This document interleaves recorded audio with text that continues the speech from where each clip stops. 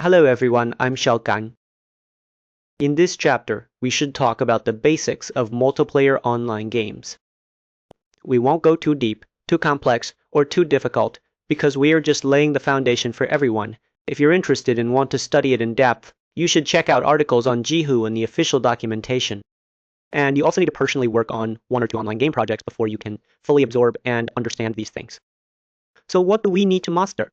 You only need to master property synchronization and behavior synchronization. Then you can create a damage mechanism for an online game. Then an inventory system for an online game. Then we believe that your knowledge in this area is basically sufficient. Okay, we will focus on the next chapter about JS. I originally wanted to skip this online game basics, but there was no way to skip it. But it has a particularly large amount of content because it is very complex, very low level, because this part of the content is very important. So in this section, we will mainly explain to you first. That is, we first establish a concept of games because everyone has definitely played games. If you haven't played game, actually after we finish packaging earlier, you also have the concept of server and client. So first, let's talk about what a single-player game is. Single-player games are those single-player games we often play. For example, Black Myth, Wukong. Of course, whether Black Myth Wukong will support online play in the future. For matchmaking, we are not sure. Of course, the current version only supports. For a standalone game like this, it can only run on our computer. It cannot match with other players. It also cannot do LAN.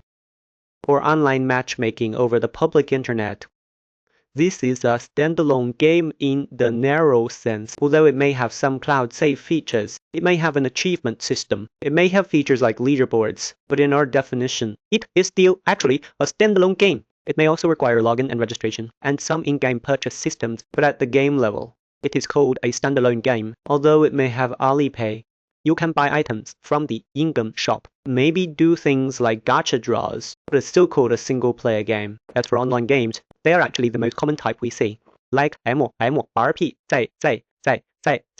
For example, the most classic one is World of Warcraft, Genshin Impact, and Tower of Fantasy, etc. So these are online games. They can connect players from several clients together, so everyone plays the game together. And this type is often a large-scale online internet role-playing game. That's what online games are. Actually, we also have some LAN games. They are also online games. For example, games like StarCraft 2, like Warcraft, right? You've all played these, right? Those are AM-based games, right? And they have this multiplayer matchmaking, the feature of creating rooms. And in these online games, the most common things we see are chatting, forming parties, guilds, auction house, leaderboard. These are all features based on online games. If you play games, you'll understand them more clearly. Now, pay attention to those split-screen games. That is some of the split-screen games we often play. Or when we are on one computer, we connect 2 controllers, and then we play a fighting game.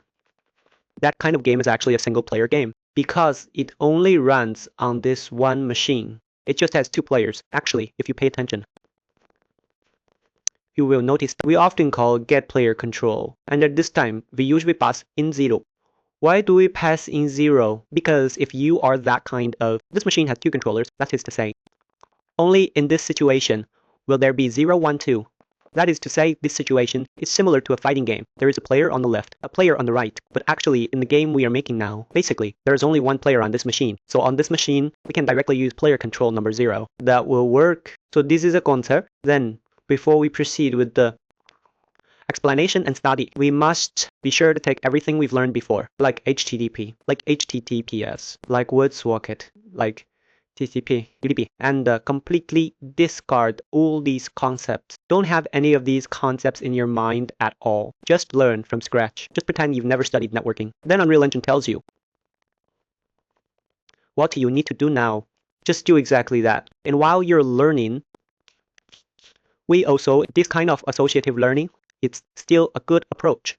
And you often might also compare Unity and Unreal Engine as a comparative study. For example, Unity has update and Unreal Engine has tick. So you can learn by comparison, but you should not, absolutely not force an equal sign between them because they're engine underlying systems, their asset mechanisms, their programming languages. In other words, all their implementations are different. It's just that their implementation concepts are similar. They may be similar in general. They may all have this MVC architecture, or they all have this ECS architecture, That is, they'll have the scripting language. They all have this engine for real-time rendering, but their implementation approaches are basically or different. That is, it's not that the implementation ideas are different. The specific ways of implementation, these are all different. You must not apply them mechanically. Then we want to emphasize to everyone, you must not force Blueprint and C++, UEC, Jaja together. That is, you say, Blueprint has this function. It has 4 keys and red. Right, there are charts. So in UEC++, are these things also present? So are they the same? They are not the same. You can temporarily understand them as the same, but this understanding is wrong because they are actually different. Because one is code, one is a programming language, one is blueprint scripting. After you go through blueprint to record a series of re-recorded such behaviors of the entire process. So by all means, you can learn by comparison. Never force it. Never ever force it. If you do, it will be very painful. Okay, so our Unreal Game framework is a very classic client-side game framework. In fact, we will have a server deployed on the public network, like Alibaba Cloud, or a public network server you set up yourself. We will expose the ports and domain names. Then we will have clients. Our player client, it runs on the player's PC. With so many PCs, our player client only communicates with our server. Player clients do not communicate with each other. This is easy to understand. In very early game architectures, there might have been this kind of mutual communication, but our current game architecture is structured in this client-server manner. Our server is the most authoritative, no matter how the client cheats or modifies these things. But on my server, my item drops, my card draws, my damage are all hosted on my server because the client's data is you can change a piece of data on the client. For example, change attack power to 1000 or 10,000. But on the server, this data remains fixed. You cannot change it. Because my server, everything is based on my server. Only my server is allowed to modify your client's data if your client wants to send data to the server. My server will use my code to verify and judge. So our current game architecture is like this.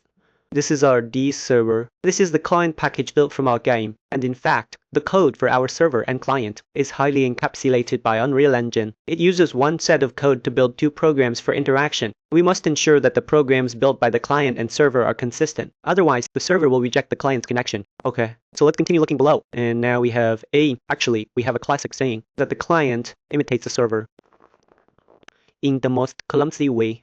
It is the most clumsy imitation of it because the server is the truly most authoritative word, and each client will be running the same game world and will constantly predict the server's behavior, and then the server will constantly send the latest and most authoritative data, send and manage with the client. Then the client performs validation, overwrite itself. So this is the entire relationship, exacting relationship between the client and the server. And we have also emphasized because the client's data is not trustworthy. Never use the client's data because the same data exists on the server. And also on the client, you must use the data sent from the server. So here we just gave this example. And actually, regarding our server architecture, here we only discuss the dedicated server. We will not discuss listen server, because listen server is extremely simple. The difference lies in whether there is a host player on the server.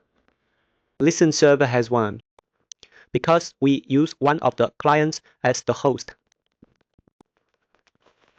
And then all other clients connect to the first client host. Therefore, the host player has a significant advantage. Now we mainly talk about dedicated server. This type of dedicated server, there are no players on this dedicated server, meaning there is no host player.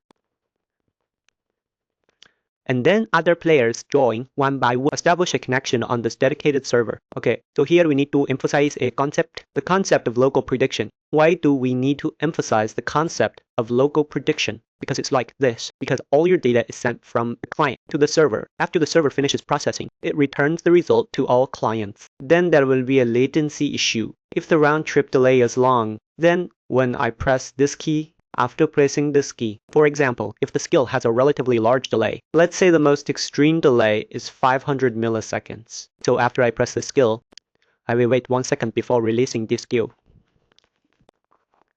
Before playing our animation, then the player gets very frustrated. They will start banging on the keyboard. So after we press this key on our local machine, the player's client, it executes, it directly plays the animation.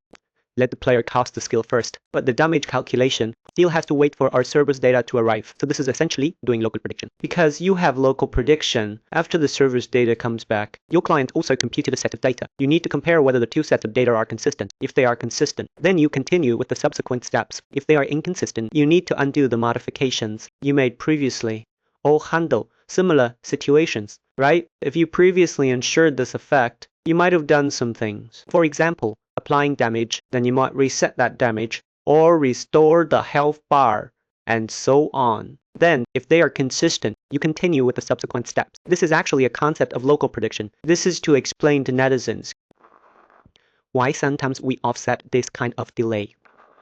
It is this local prediction, and here we add the concept of state synchronization and frame synchronization, because sometimes interviews like to mix them up.